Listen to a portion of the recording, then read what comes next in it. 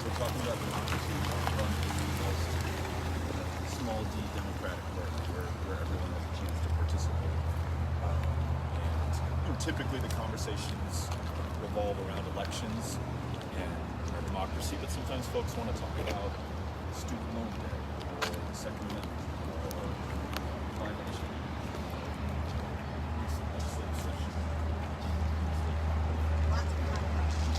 Absolutely.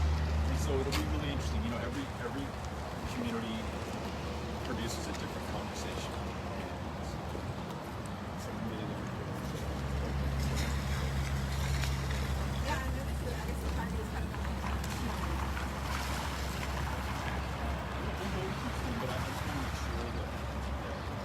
So good to see you. You look so great. Thank you. It's so good to see you. Look at who's here. Jess Lugo. It's here for you. Okay.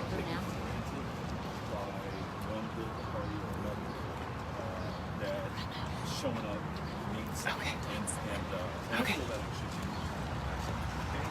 How are you? Good. So that feels good too.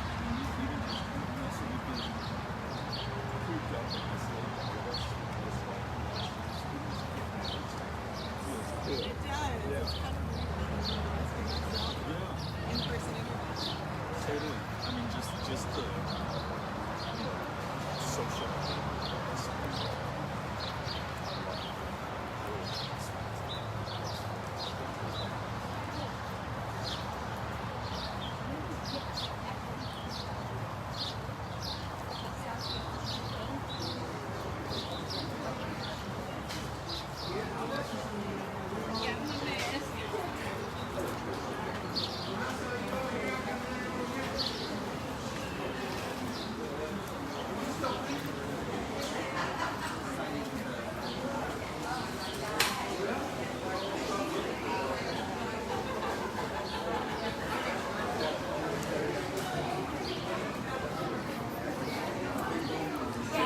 Yeah.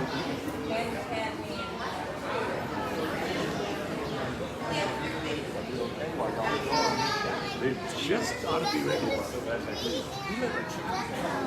Say hi. Oh my gosh, you've got to see what we have. Where's Beto? Where's Beto? He's over there. He's going to be here soon. Yay! That took you 1 minute, Mom.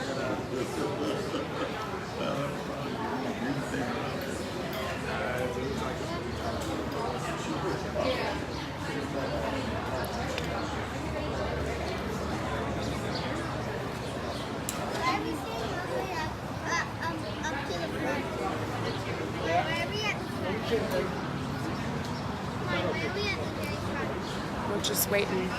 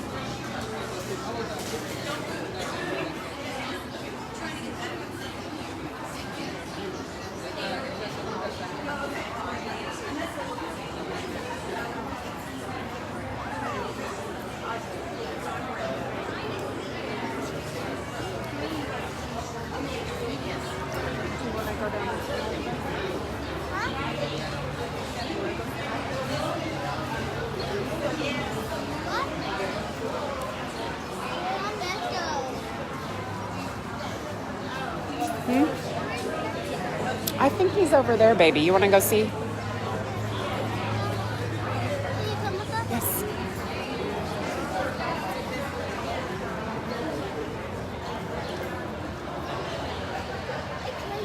I know, I feel it.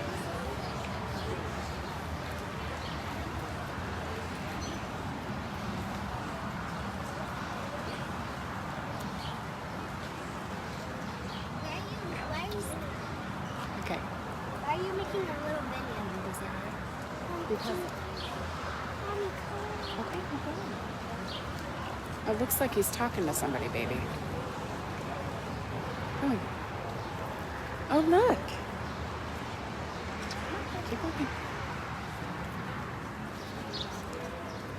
All right, we'll say hi. We'll say hi after, okay?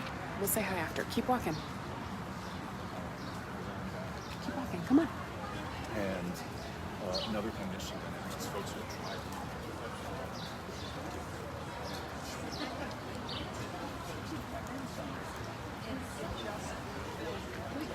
All the work we do is this for knowledge.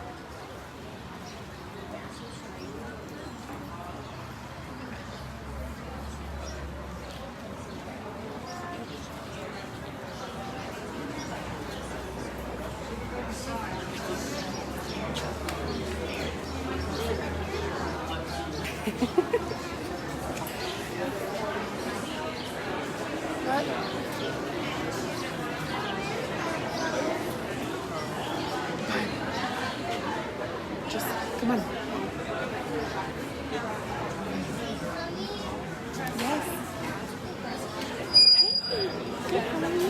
Doing a lot. Yeah, for...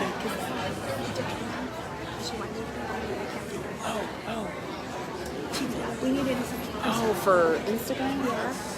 Because this is Facebook. Okay. So I don't know. I'm waiting for her to give a security code because it said, I'm sorry, hi Oh. girls. I only know you from the internet, from Facebook and Instagram. Where's Beto? He's over there, baby. Is he here? Yeah, he's here. Can't see him. I don't know. You're so Do we need to... It just says suspicious login, but she's been telling me. So she was going to send me, okay, let's see. Okay, I'm going to copy it. Go back. See if they'll let me do it. If not, you got it, right? Yeah. Oh, I mean, at least on... Okay, so let's do this.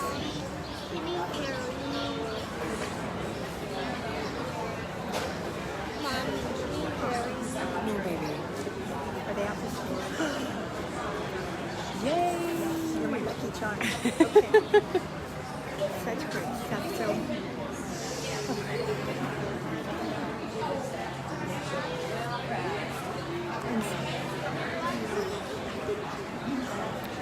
Oh.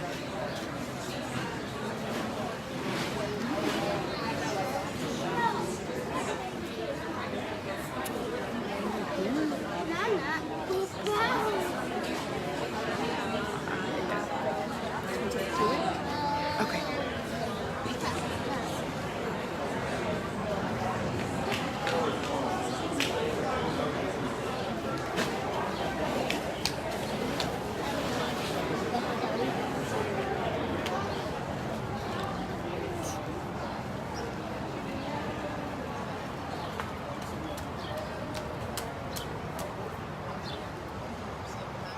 Next time around, knock on doors, they'll help. But I just feel like we don't have the connections, we don't have the structure, we don't have the organizational system that we need to keep the people when we find them. You know, it's like we want you to go first, and then we'll get all that. So, here's the Yeah, Beto. There's 22 counties bigger than the state of Rhode Island. It goes all the way up to Wellington, Memphis, Children's, Collegeville, right in line with all of the European counties. Even it's like driving to Clovis. nobody, when I go down to look at you, that's here. Should we get started? Yeah, let's go. I love it. That's the Democrats need. Whose hat have you got on? This is North Carolina A&T. Now, when you had that WT hat on, I'm not glad you were WT. Are you really? I've got a WT in the club. I need that hat. You need to give it to me. Okay, I'll give it to you. WT hat. Yeah, I'll give you I'm a that. Buffalo all the way. Go Buffs, Canyon, Texas. Yeah, absolutely. Yeah. Absolutely. So after we finish the town hall, come to the truck with me and I'll give you my WT. I want you to You heard that. I heard it. Good to see you. It's so good to see you too. I'm great. Hey there. They Good to see you. they were so excited to see you. Excited to see you. How's your trip been? It's been really good. Just across the- It's a little wet. On Yeah, the a little bit. The rain stopped for a while. And Yeah. I thought it was stopping for good. That was wishful thinking. Yeah. Yeah, for sure.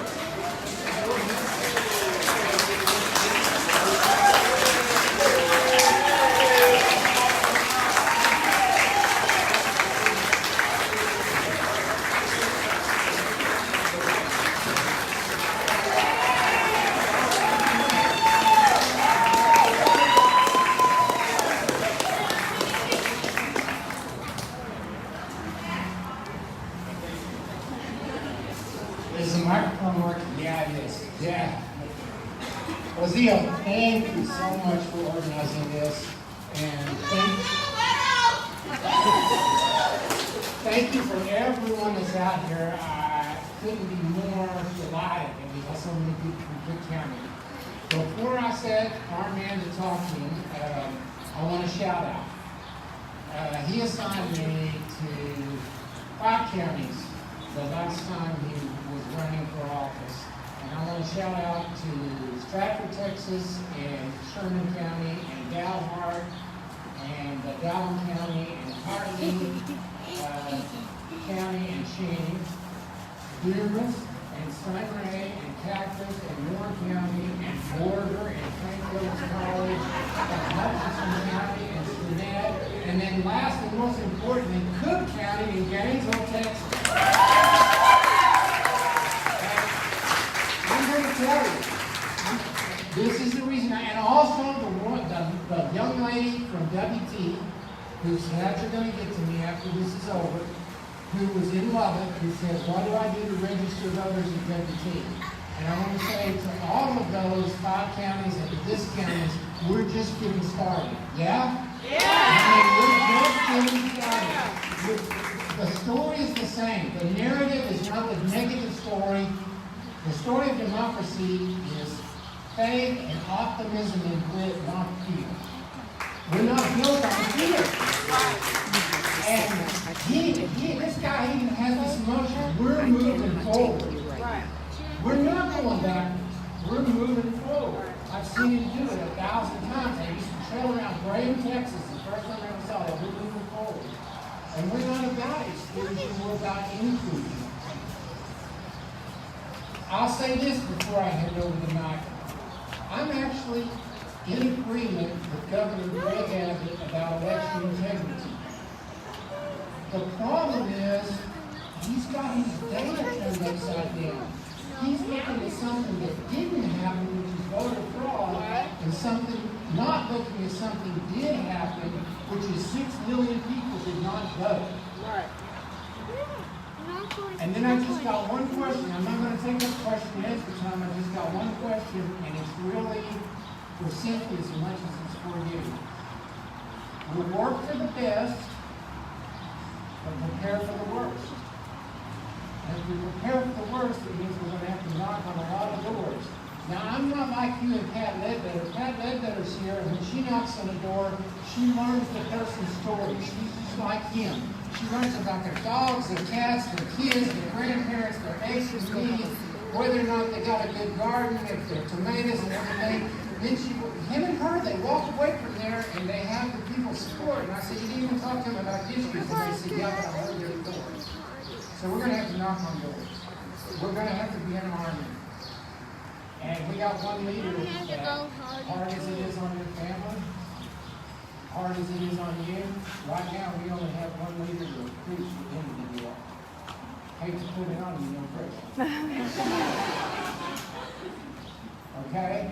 But this is the question, Cynthia, and I want you to think about it. How many doors do I have to knock on for you not to say that Sherman's not holding up his end of the bargain? Think about it and let me know so that I know I'm not getting bad mouth to milk that.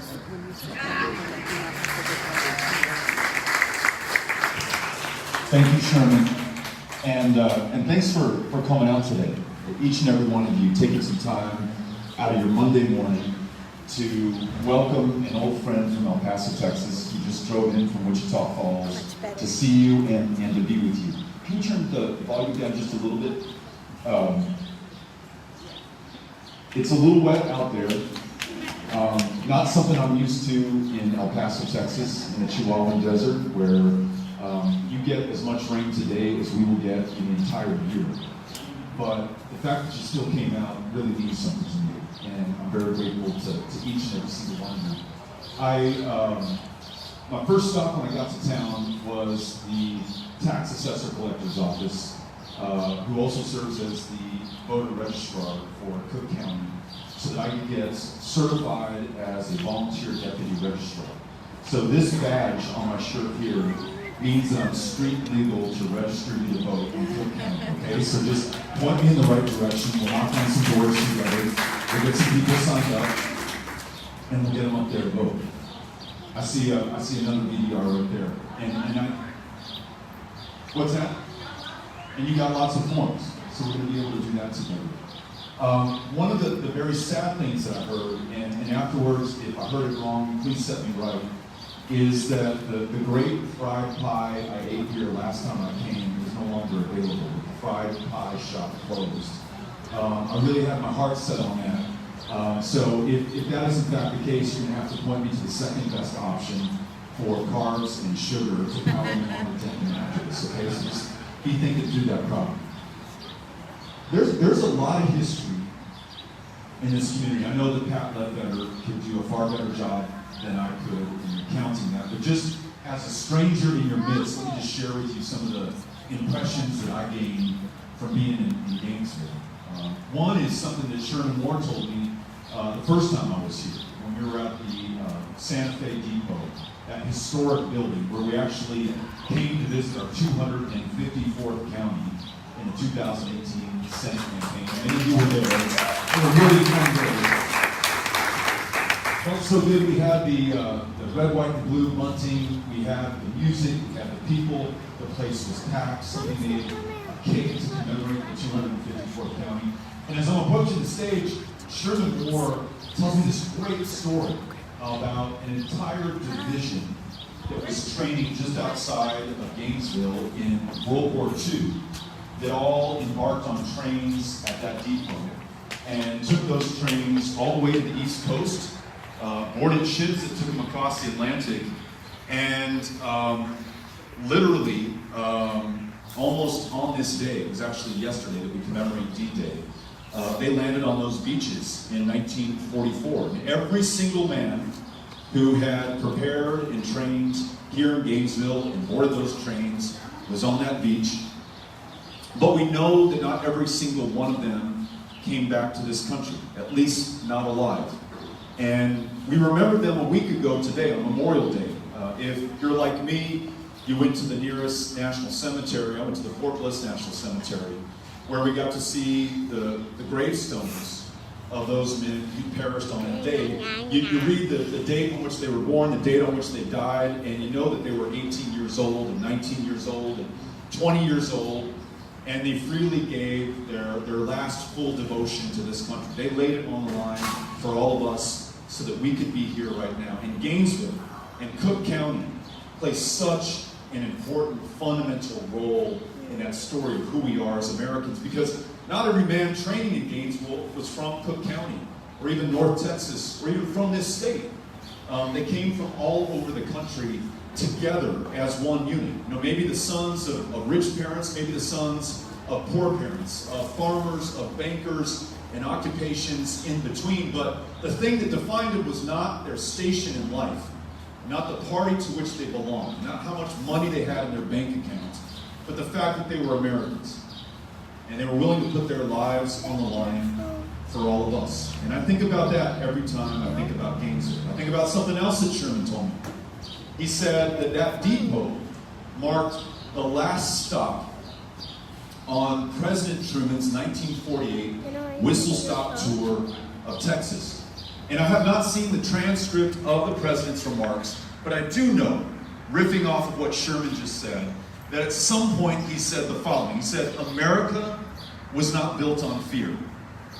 It's so important for us to take in at this moment, when so much of what guides public policy, what we're seeing on the news, and what commands the conversation, even in our own homes, is what we're afraid of, and what frightens us, and what we're going to do about what scares us. He said, this country was not built on fear. Instead, America was built on courage, on imagination, and an unbeatable determination to do the job at hand. As Sherman said, to move forward. We're not going to focus on what frightens us. We're going to focus on how we overcome that and become the best of who we are, fulfill our potential, deliver on that promise of this country. That's something that I think about when I think about Gainesville. That mixes in the history here. When I was getting deputized to become one of your voter registrars in Cook County, I couldn't help but notice that I was on California Street, the same street that this park is connected to, and I saw a marker commemorating the California Trail. That's part of the history in Gainesville, that westward expansion, that connection to the rest of the country, all the way to the Pacific Ocean from where we are right here in North Texas. That's powerful to think about as well. And again, I defer to Pat Ledbetter on the facts of this, but that's combined with some other parts of our history here. As I walk across the street from the county courthouse, I see a monument to the Confederate States of America. And there, very high above, in a position of prominence and pride of place, is a statue of a Confederate soldier. We are supposed to literally look up to him. And that is supposed to determine in some degree what we think about ourselves as Texans, with those who live in Cook County think about our heritage, and perhaps to some degree who we will be going forward. Now you all politically have wrestled with that issue. Your city council took a vote on it, I understand. Your county commissioner's court took a vote on it.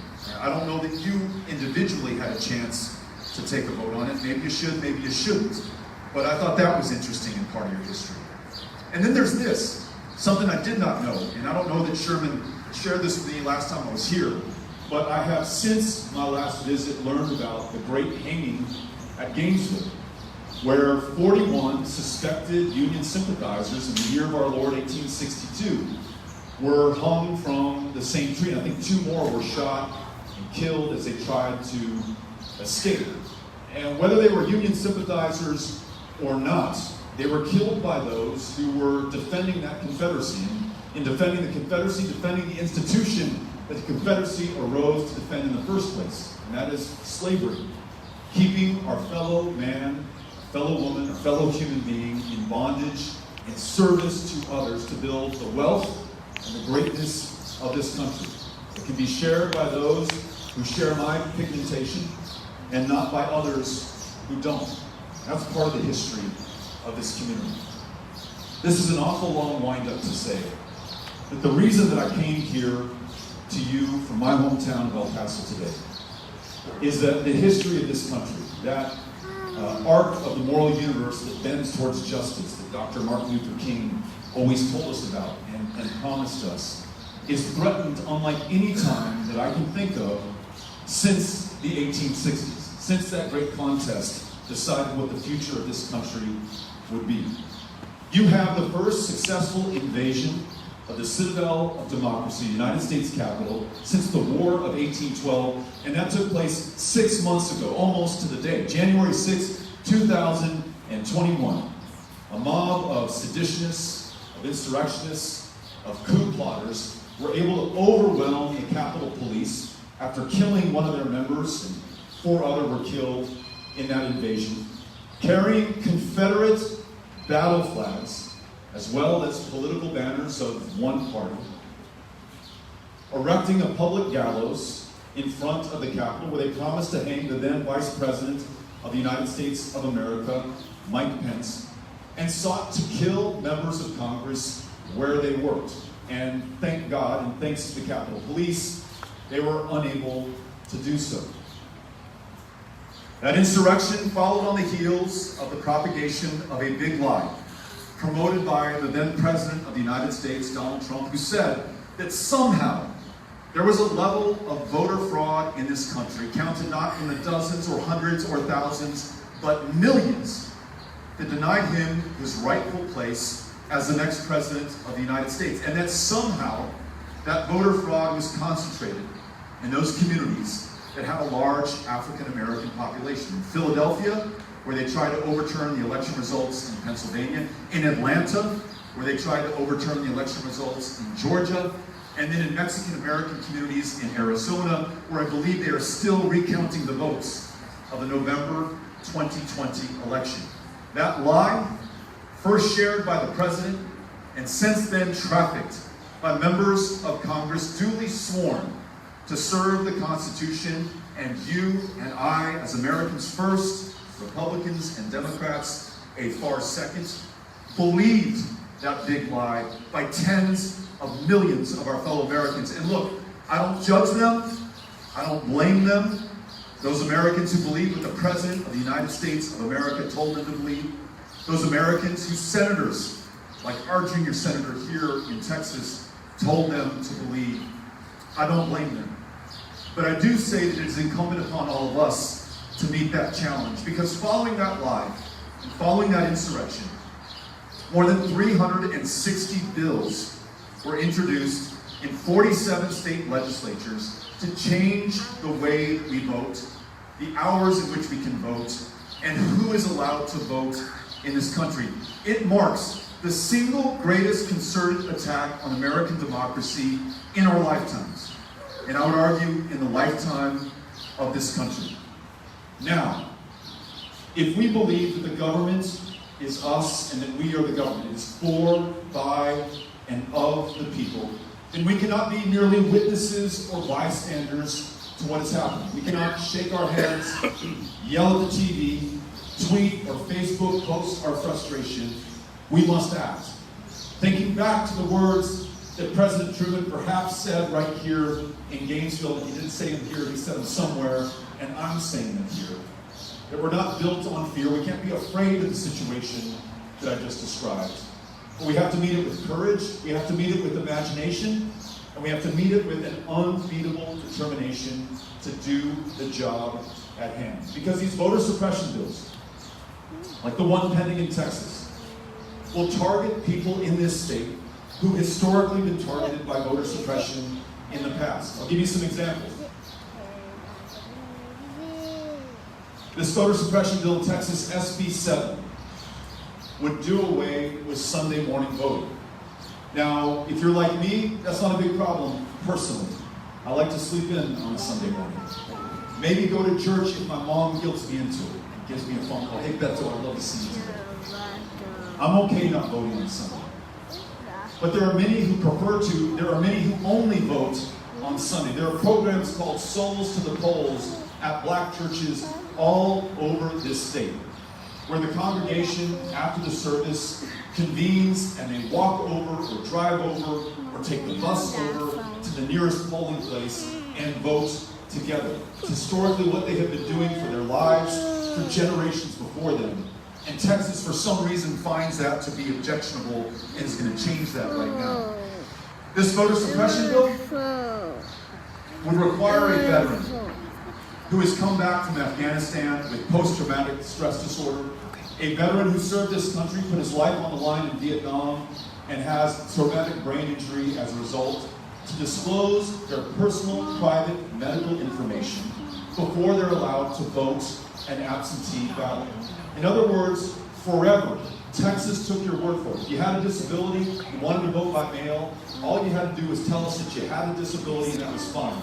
Now you have to tell us exactly what your disability is. Do you have clinical depression, bipolar disorder? Do you want to tell a complete stranger about it in order to be able to exercise your right to vote in what is supposed to be the world's greatest democracy? If this bill passes in Texas, that's exactly what you'll have to do. Texas will allow partisan poll watchers free reign inside of our polling places to intimidate voters who come in. One proposal was going to allow them to videotape people as they tried to cast their ballot. And perhaps most alarmingly of all, Texas, in this new voter suppression bill, will reserve the right to overturn elections based simply on the allegation of fraud. So whether you're a Democrat or whether you're a Republican, when you vote, you want to know that that ballot cast will go to the intended candidate. And if that candidate gets more votes than the other candidate, she or he will be the next county commissioner, the next congressperson, the next senator, the next governor, the next president of the United States. Knowing that that vote can be overturned almost on a whim is to dissuade us from participating in this democracy that those men who trained in Gainesville in 1944 gave their lives for. For those men and women who marched in Selma, Alabama, who registered voters in Mississippi, who took those Greyhound buses as the Freedom Riders throughout the Deep South, willing to risk their lives as well, and some lost them in the process. That right to vote that they fought for, that will be lost right here in this great state, in this beautiful country, unless we act right now at our moment of truth. And so I'll close with this before I turn the microphone over to you and listen to what you have to say and take any questions that you have for me.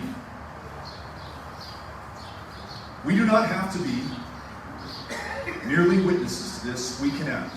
And these are the actions that I propose that we take together. Whether your state representative, state senator, wants to personally take your call, you can still reach out to their office, talk to someone on their staff, and let them know you do not want them to vote for any voter suppression legislation that might be brought up in a special session. You want to make sure that we go back to the principle, one person, one vote in this country. Maybe they'll listen to you, maybe they won't. Maybe it'll make a difference, it might not. But if we're still a democracy, then they owe their fealty, their allegiance, their accountability to you. Not to their donors, not to their party, not to their re-election, but to you, their constituent. That's who they were sworn to serve in office. Second thing, there's a federal bill pending in the United States Senate that has already passed the House of Representatives, which President Biden says that he will sign into law. It's called the For the People Act. And it would do more than any piece of legislation to roll back these voter suppression measures, secure our elections, and expand the right to vote throughout this country. It would, among other things, reduce the power of big money in our politics. Perhaps it's not lost on you that the energy capital of North America in February of this year during the big freeze was unable to get the electricity out to the homes, to turn on the lights, to power the heat, to run the water, to save the lives of more than 700 of our fellow Texans who lost their lives, freezing to death in their homes, dying of carbon monoxide poisoning in their garages as they tried to get warm. When we follow the money and look at the fact that our governor was able to take campaign contributions in the millions from individual donors and energy companies and electricity providers, many of whom profited by the billions in this disaster that killed so many fellow Texans, you understand how dangerous big money is in our politics. For the People Act would reduce its power and influence and return that power back to you. Second thing it would do, we know that in Texas, it's the members of Congress who choose their voters instead of the other way around. We can have independent, nonpartisan redistricting commissions. No politicians, Democrat or Republicans, allowed in the room to draw boundaries that are more fair, that ensure that we're more equitably and equally represented. Third thing it would do, remove obstacles to the ballot box, much as LBJ did in 1965 with the Voting Rights Act. We're not going to allow Sunday morning polling place closures. We're not going to allow you to force those with disabilities to disclose their medical conditions. We're going to make sure that if you're eligible to vote, you can cast that ballot, while ensuring that we remain vigilant against fraud or any tampering with our elections. This bill that's before the Senate right now is all that stands between us and a slip that will turn into a slide, reduce our democracy to another form of government altogether.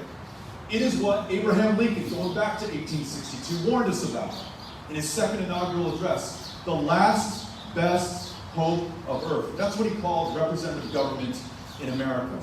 And he said we must fight for it, lest it perish from the earth. He was talking to us, though we never knew our name, though he's long since dead. That message resonates today because that challenge is before us right now at this moment. So I encourage you, as action step number 2, to pick up the phone and call the White House. I'd tell you to call Ted Cruz, but between traveling to the Ritz-Carlton in Mexico when we're in this winter storm and helping to encourage insurrection at the Capitol, he's got his plate full. I want you to call the president, the most powerful man on the face of the planet, and encourage him to use that power to save our democracy while we still can. The third and final request I make of you to take action is to do exactly what I did today. I went down to your elections department and I took, Cynthia, was it 5 minutes? It was 5 minutes if it was 1 minute, to sign up and become a volunteer deputy registrar so I can register more people in this county to vote. And I understand I'm going to have a chance to register someone here who came to the meeting unregistered. The thing is, I'm the 5th VDR, 5th volunteer deputy registrar to sign up since January of this year. That means there's a lot more of us in this room right here who can go down there, sign up. And what it allows you to do is knock on your neighbor's door. And I wouldn't ask you to do anything I have not done in my home county of El Paso. Knock on your neighbor's door, introduce yourself to them if they haven't met you before by name. If they have, say, how you doing? Came by to see if you're registered to vote. I don't care if you're a Republican. I don't care if you're a Democrat. I don't care who you want to vote for. I just want to make sure that you can vote in this next election. Not only do you register them and make them legal in 2022 to help decide the outcome of our local and state elections, but you begin a conversation with them about politics that I hope you continue every time that you run into them at the park, while you're walking your dogs, or when you go over to borrow a cup of sugar. And maybe, just maybe, that's one of the ways that we overcome the division and polarization that we see in our country and that perhaps exists in this community as well. And lastly, it's kind of an insurance policy that we purchase should steps 1 and 2 not work. If we cannot stop voter suppression in Texas, if we cannot compel our own federal government to intervene and protect the voting rights of our fellow Texans, then let's make sure that we register enough of those 6 million that Sherman just told us did not vote in the last election to make a difference. No matter how tilted the playing field is, no matter how rigged the system might be, let's make sure that we have enough people to unrig and de-tilt and ensure that elections are free and fair in Texas in 2022 and every year forward. That's why I came out to see you today. Thank you for your attention. Thank you for your presence. Looking forward to your questions and your comments. Cynthia Cano has a microphone. She's going to borrow my microphone, and we're going to send it to you. I see that you have a question. Very grateful for you all being here. Thank you so much.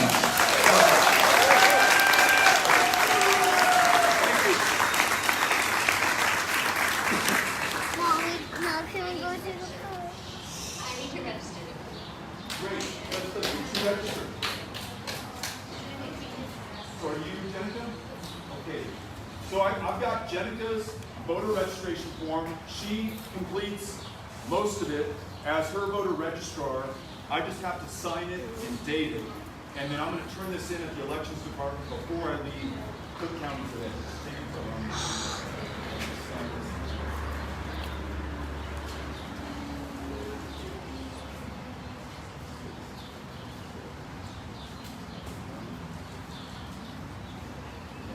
Where does it go?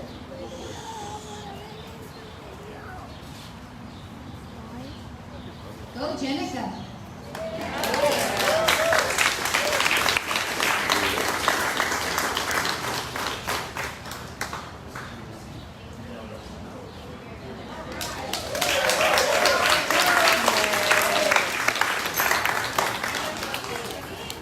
Uh-oh. All right, you had another hand up. Here you are. Hi, everyone. My name is Michelle Angus. I am the daughter of the Cook County Democratic Chair, right here. This wonderful man, John Angus. I just wanted to say a couple things first. If you want to become a volunteer deputy registrar, you do have to call Brandy at the Cook County Assessment Office and arrange to take a test. It's an easy test. You can study for it online. If you want information on how to do that, come to me. I will give you that information. Also, you can friend me on Facebook, just Michelle Angus. Look me up, friend me.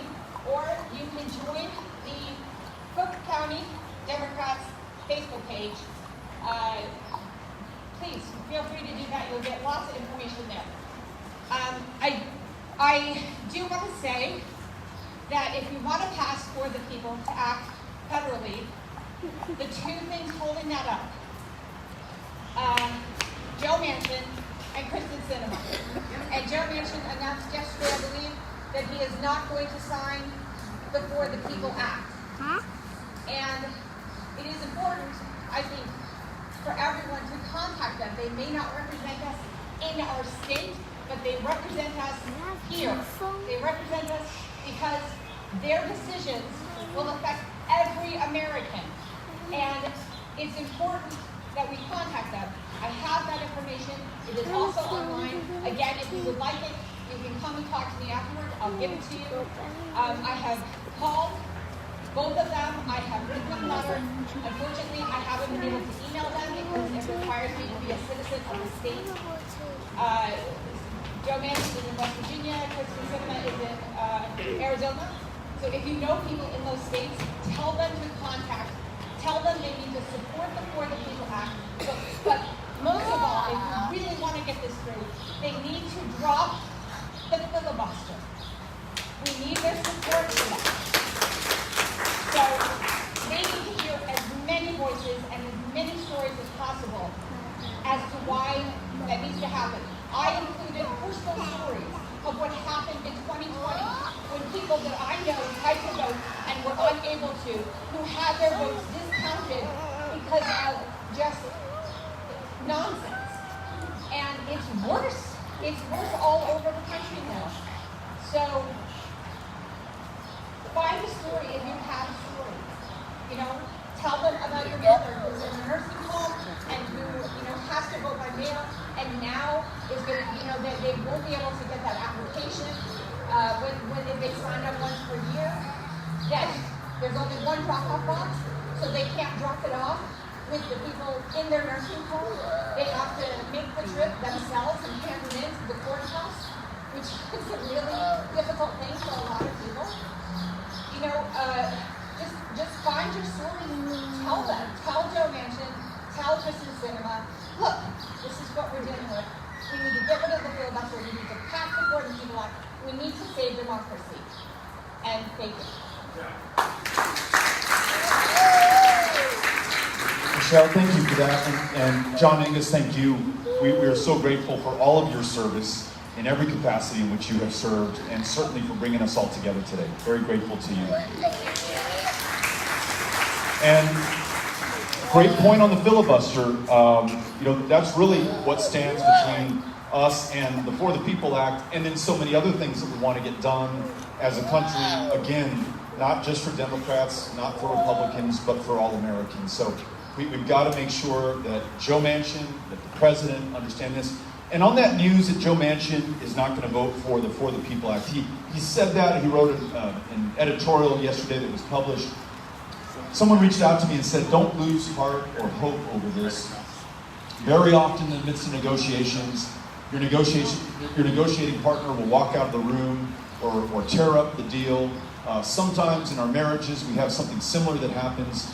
And then sometimes that other person comes back to the table and says, you know what, I've cooled down, I've thought this through, I heard from some people who called my office, and I think we can save this. I think there's some things we need to change or fix. Let's work this out. So, despite that news, I don't want anyone to lose hope or lose the drive to act and to do something about this, because we cannot give up. We cannot be found wanting at this moment. All right, Cynthia's going to take it to the next question.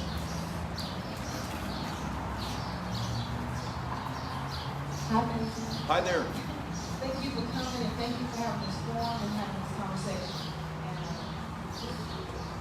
And Michelle, you brought up the filibuster and Joe Manchin and Kristen Sinema. It's a shame as Texans that we have to reach out to other states and other states' representation to support our causes, but that's the way it is. We have to do a better job. Beto, how can Texas be the next Fair Fight Action? And if it's partnered with Powered by People, what could we do? How much power could we have? How much 6 million additional voters can we have? How can we change this to a democratic state if we do the work?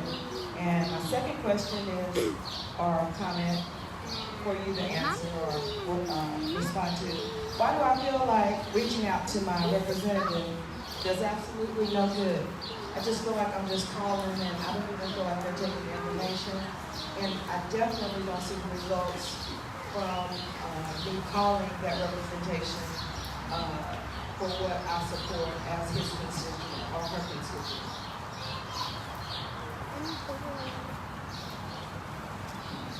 Thank you for both of those questions. The first one is about an organization that Stacey Abrams leads in Georgia and actually nationally called Fair Fight that is working, I think, harder than anyone I know to ensure that we have free and fair elections across this country. And they're actually doing some of that work right here in Texas. We saw the fruits of her labor in the 2020 presidential election, where in a state where the voter rolls were purged by the hundreds of thousands of voters on the eve of her election in 2018, where but for that purge, she would be the city governor of the state of Georgia right now. She got to work to convince people in Georgia not to vote for Democrats, but to vote at all. Because part of the pernicious impact of voter suppression is beyond what it says you can't do. The hours in which you can vote, the kind of voter ID that you need, the kind of gerrymandered district that you live in, it can just make people feel hopeless and give up, and they say, the hell with it, I'm not going to even go to the polls. Her group and the New Georgia Project and other grassroots organizers helped convince Georgians to vote, and it produced the first Democratic presidential victory in that state in, I think, 3 decades. It helped to elect 2 new senators, Raphael Warnock and John Ossoff, in January of this year. And your really wonderful question is, how the heck do we do that in Texas? We cannot lose to Georgia in this one, right? We're just a bigger state. As many people voted on the first day of early voting in Harris County in Houston as voted in the entire state of Georgia in the last election, to give you some context for how much bigger we are. We've got 254 counties. I don't know how many they have in Georgia. So it's going to take a little more time, a little bit more work. We're going to have to be a little tougher, work a little harder, but I know that we have that within us. And I just spoke with Stacey last week about this very issue. We did an Instagram Live conversation together, and she reminded me that at every moment of trial for this country, there have been leaders who've stepped up and people who have followed them to bring us through. And she said the last time we were having this conversation in Gainesville about voting rights in 1964, 1965, it was leaders like Dr. King and Andrew Young and John Lewis who brought us through. And in fact, on the eve of the passage of the Voting Rights Act in 65, President Johnson convenes Congress, both chambers, and he points to John Lewis, to what he had just done the week before, on March 7th of that year, Bloody Sunday, where he tried to cross the Edmund Pettus Bridge from Selma to Montgomery. He was beat within an inch of his life at the age of 24 years because he wanted to stand up and fight for democracy. And Johnson references that struggle, that sacrifice, that service, and he says to those assembled members of Congress, look what people are willing to do just for the right to vote in the South, in Mississippi, in Georgia, in Texas. You have the power to confer that right. Let's get after it and get it done. And they did. But I don't think it was just President Johnson's enlightened leadership. I think it was the fact that he was compelled to do that by those civil rights leaders and that struggle and sacrifice that he and the rest of the country bore witness to.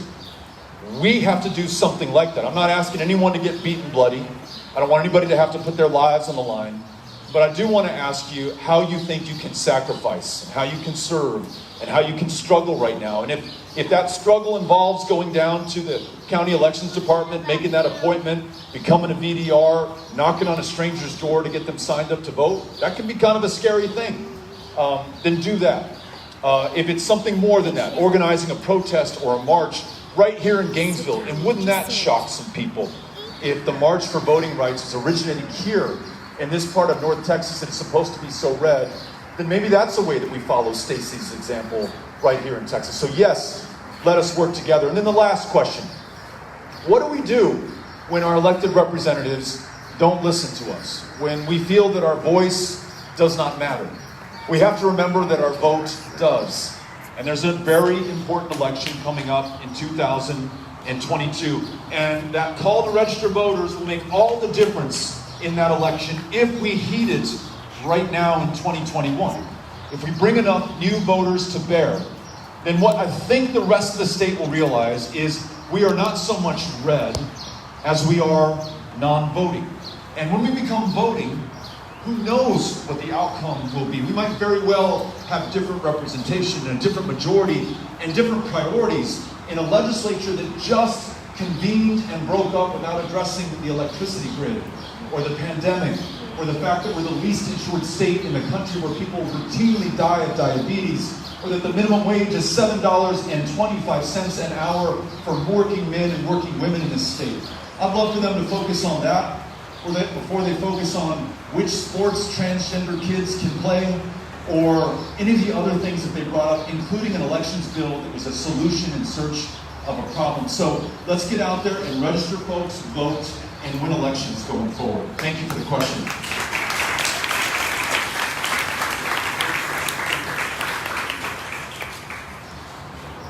Rose has got a microphone if you've got a question. Rose, you got one back here? Right here. Oh. I worked at your Senate campaign back in 2018. I don't feel like you cheated. And that's my big fear, even though Sherman said we shouldn't be afraid. What is the sanctity of our elections? When I hear all this stuff about the hackers that can hack all sorts of institutions and corporations, is there any guarantee that our votes will really count and be counted and not be coerced or messed up by some other entities in other country? Is there anything being done to preserve that sanctity? So the question's about the integrity of our elections and the security of the ballot. Can we count on the votes that we cast? You know, when, you know, I'll just put this out here as an example. In 2018, all of us, or many of us in this room, worked together to register voters and turn them out. And we produced the largest voter turnout in Texas since 1970. We had an increase in young voter turnout of over 500% from the last midterm. We got real close to Ted Cruz, and we also helped propel other candidates to victories in the state house, in county courthouses, in Congress. We made a difference. But when I got the returns back on election night in 2018, I didn't cry fraud. I didn't share conspiracy theories or lies. You know what I did? I picked up the phone and I called Senator Cruz. And I said, Senator Cruz, congratulations, you won. I want you to be successful over these next 6 years. If you can ever use my help, this is my cell phone number, pick up the phone and give me a call. He said, thanks, Beto, I appreciate it. End of conversation. That's who we are as a country. That's why I went to Donald Trump's inauguration in 2017, much to the consternation of many of my fellow Democrats. I said, how in the world, Beto, can you go honor this guy who is awful and speaks in such vile terms about so many of us, including my hometown of El Paso? And I said, I go not to honor the man, but to honor this country and our institutions, and the fact that we can still pull this thing off. 247 years into the experiment, that someone who just worked for 8 years to build up this country in a certain direction, President Obama, is going to willingly hand over the keys to power to someone who promises to undo everything he just did. That is absolutely exceptional. The rest of the world cannot pull this off. And so I just want to make sure that we keep it going. And fundamental to that is believing that our elections are safe and secure and that our votes really count. One of the things that the For the People Act, this bill that I keep talking about that's pending in the Senate, would do is require a paper ballot or a paper receipt for every vote cast. So, on the chance that election machines are hacked or the vote total is somehow corrupted, and you really did want to do an honest-to-God audit, then you could go look at every single hand-marked or printed ballot to find out who really won that election. You're right. If we don't have that, we don't have trust or faith in our vote and our democracy, then we are no better than the rest of the world. And we will have another form of government sooner than later. But I want to give you this assurance. Despite what President Trump said in 2020, his Secretary of Homeland Security, who has responsibility and purview over our national elections, called the vote in 2020 the safest and most secure in the history of this country. So that's Trump's own hand-picked man who said that. So I don't... How do you move past it? Like, how do we dialogue with those people where they don't think vaccines, you know what I mean? Like, they think it's a microchip for Bill Gates, like, it can drive you insane. And so I don't know, yes, we can't let fear drive us, but there's got to be some sort of reckoning with an opposition where they're attacking the people's house, and we're putting on the big hats and voting. You know what I mean? Day to day in your life, so many are experiencing day to day in their lives.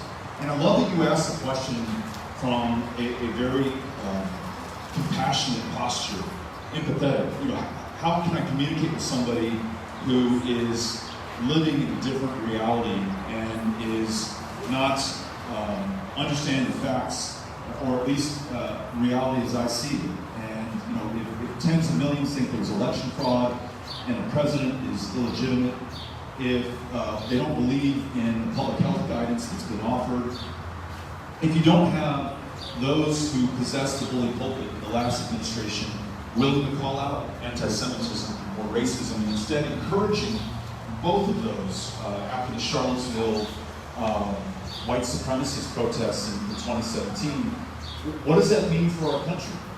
And I think we should always seek to understand others and why they believe what they do, and to reason with them and discuss with them, but we should not do so at the expense of taking action and overcoming that threat. And one of my political heroes is Franklin Delano Roosevelt. And I would love to see more of FDR in the current president that we have, who I think has an FDR opportunity. Ultimately, you know, Franklin Delano Roosevelt listened to the opposition party, listened to the other arguments, but then boldly took this country forward to meet the challenge of the Great Depression, to meet the challenge in the rise of fascism in Europe and at home. Charles Lindbergh, one of the most famous, if not the most famous American, nativist, anti-Semite, America first. Literally, like the first Donald Trump was Charles Lindbergh. One of the most popular men in America. FDR had to go up against him, and he didn't really try to seek common ground with Charles Lindbergh, because I don't know if there's any common ground on an issue like this one. He ultimately crushed that kind of ideology that existed in the country at the time through legislative success. Sometimes he failed trying to pack the Supreme Court, famously or infamously, depending on your point of view. But more often than not, he was successful and completely reworked American government, what we expect from one another in the process. So when I see Joe Manchin, who was brought up earlier, a Democrat, struggling to find common ground with a party that couldn't muster 10 votes in the Senate to investigate the January 6th insurrection, where 5 people were killed, and there was almost a coup perpetrated on the world's greatest, longest-lasting democracy, I feel the same way that you do. I feel like we're bringing a butter knife to this fight, and we're going to lose every single time. Explain to your child how, in this democracy, 54 votes for the commission lost to 35 votes against the commission. If you can explain a filibuster to them, you're a better parent than I am to my kids. Democrats need to realize the threat that is before us and use the power that we have. We have the White House, we have the House of Representatives, we have the United States Senate, and it's very possible we will not have them for long. And if we fail to do what is right, not for Democrats, but for the country, I'm convinced that we're going to lose this forever. So I think we need to be bold, and I think we need to be courageous. And yes, we should always be empathetic and listen and understand, but not allow that to deter us from action. Because what we might descend into, that actually does scare me. One coda to this comment. It wasn't 2 years ago that in my hometown of El Paso, someone from North Texas drove 600 miles from Allen with an AK-47, walked into a Walmart, shot and killed 23 people in a matter of minutes, because that weapon is designed to kill people very effectively, very efficiently, and very quickly, and it's exactly what it did. If you read his manifesto that he published before he went in and murdered those in my hometown, he said he came to repel an Hispanic invasion of Texas. He was worried that Mexican Americans were going to take over politically in this state, and that he, as a white man, was going to lose his power. It's the same thing they were chanting in Charlottesville in 2017. Jews, you will not replace us. Let's believe them when they tell us who they are. And then let us take action to protect all of us from them. If we fail to do this, that's what will be recorded in the history books about this moment. And I cannot have that. I cannot have my great-great-grandkids reading about the people of 2021 and finding that they were cowards. I want them to know that we had courage, that we're everything that Truman said we were at the end of the day. This isn't easy. This is in fact going to be the hardest thing we've ever done, probably since the Civil War. But it's upon us to do it. I believe it's within us, and I believe we can. And I think that's the answer to your question. Yes, ma'am. Yep. Okay. I just want to follow up on this question. In Cook County and all the rural counties, the biggest problem we face is that the Republican Party has turned rural America against urban America. I so much appreciate your being here, and I wish more Democrats would come, because we can't get the Democratic Party message out because they've become convinced it's us against them. How do we cut through that? How do we convince them that our issues are rural issues as well as urban issues? Yeah. You did it. We got to follow your example. When you were campaigning, you went to every county. You went to every community within every county. And as someone who's done something like that, I know how hard that is. And I know how unwelcome you might feel in King County, which voted for Donald Trump 96% in the 2016 election. And when I showed up in 2018, there were 7 or 8 people total who came out to see us. But we showed up, and they know that we were there, and I learned from them about their issues. You cannot drink the water in King County. They have a spoiled water system. They need some federal help. They need someone who's going to bring them to the table where they have a seat and can devise a solution there. But they haven't had anyone. And so, yes, they are angry at the federal government. Yes, they don't want anybody coming into their community. When I went to Snyder, when I went to Dumas, when I went to Lamesa, sitting down with cotton growers, and we talked about immigration. And at first, the conversation's an unfriendly one on immigration. But then I say, can you tell me a single person you know in Lamesa who had their job taken by an immigrant? Have they taken your job, your daughter's job, your son's job? Well, actually, no. Is there an immigrant who has stolen anything from you, or taken your child's place in school, or drawn down public benefits that you had to pay for? No, in fact, we actually depend on the immigrants to help us in our cotton growing operations, and if they weren't here, we'd be out of luck. But if Democrats don't show up, they wouldn't know that. Henrietta, Texas, not too far from where we are right now. I remember going to Stewart's Sweet Shop, sitting down with a Republican family there. The school teacher in the family, who's a dyed-in-the-wool Republican, said at the time, this was in the Trump administration, I'm so scared that Betsy DeVos is going to take the dollars out of my public school and send them to a private school.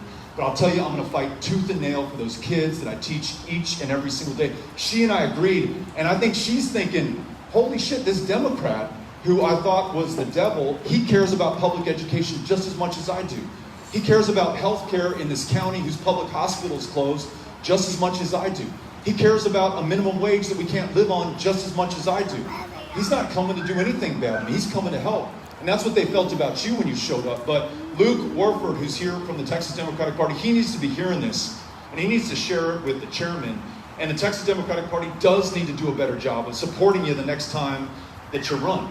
And we need to do a better job of showing up here, not just at election time, but in 2021 when there's no ballot to be cast and there's no candidate to get behind. That's when we begin to make a difference. And you're right.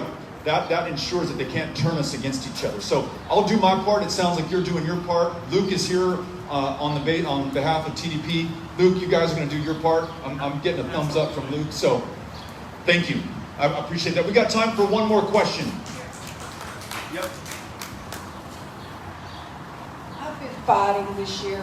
I went to the legislative session in January. We're trying to get House Bill 558. I had no idea what I was doing, but I can tell you this. The answer is to go to your local representative, your local senators, who is supporting you. Get on Facebook, get on Twitter. They have people hired to watch them. We not only have got House Bill 558 passed since January through the representatives, through the senator, is sitting on the governor's desk right now. We're expecting a signature any day, and that's how we did it. I had about 500 people, actually we have 5,200 on my cause, and we have inundated, and I can tell you how I know it works. I was sitting at the Capitol at 11:30 at night waiting for my turn to speak. I said, I have not seen my local representative. And in 10 minutes, he was there beside me. I saw your thing on Facebook. That's how we get our word out. You cannot believe how much 5,200 women and men can get the word out and let them know. And if you can't get a hold of them, they all have their phone numbers on the Senate and the legislature branches, the representatives. Talk to their chief of staff because they know it all. They know more, I think, than the senators and representatives do. And they will take you step by step to help you get your voice heard.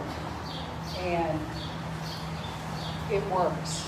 We're hoping it's never done this quick, but I think we did it. I think if Abbott will sign it this week, we'll have accomplished something that was not ever accomplished, unless you're a gun lobbyist, you know. Thank you. Appreciate it.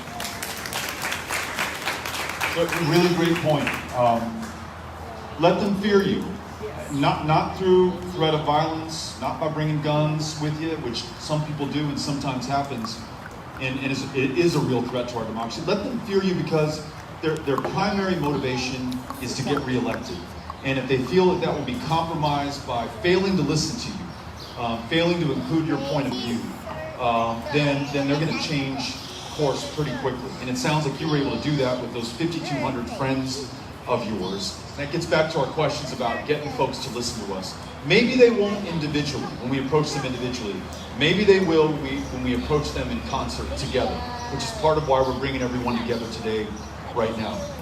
Well, I am so grateful to each and every one of you for taking the time to welcome us, to be with us, to ask these great questions, to share these great points of guidance and advice. I hope that we can take action together, reaching out to our state legislators, reaching out to the president on the For the People Act, and becoming volunteer deputy registrars to get people signed up to vote.